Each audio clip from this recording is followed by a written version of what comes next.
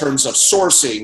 But in general, now in today's world, more globalization, technology, et cetera, is it easier than ever to source deals?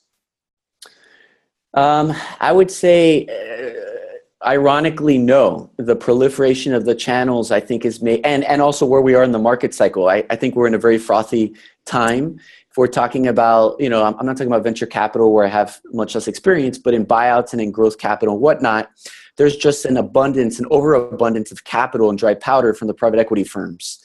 Each of those private equity firms realizes that the number one value driver in their investments is being able to buy at a reasonable price point.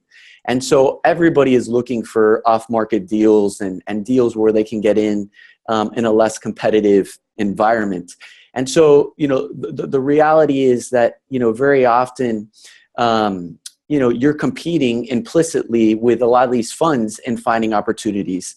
And if you're not being proactive and spending a lot of time at building their relationships to go and find kind of the stuff before it hits the market, then family offices in a lot of ways are systematically positioned, if they're being reactive, to get the worst of the deal flow, basically to get the refuse. Because if all of this smart money is spending tremendous amounts of money to invest in people and infrastructure to source deals ahead of investment bankers getting access to it and whatnot, and this deal is basically finding its way to a relatively non-proactive family that is not, being very public and not making it very easy to get access to them, then that likely means that any deal that's reached them has been rejected by, all of the institutional and smart money ahead of them. And so, the real implication from my perspective is, if you're going to do deals, I think you need to, ahead of time, really determine what is your investment thesis, where do you have a competitive advantage, and what is the space that you really want to concentrate on and excel at. And then B, it takes a lot of time, money, and effort to find these opportunities.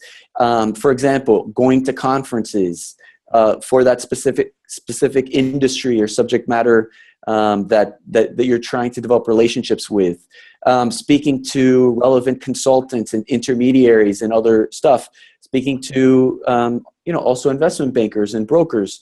So all of that typically takes a tremendous amount of time before you start really seeing the benefit of it, where you're receiving deals that are of high quality and that are not going through a really efficient auction where it's really a Pyrrhic victory if you win, because you likely overpaid.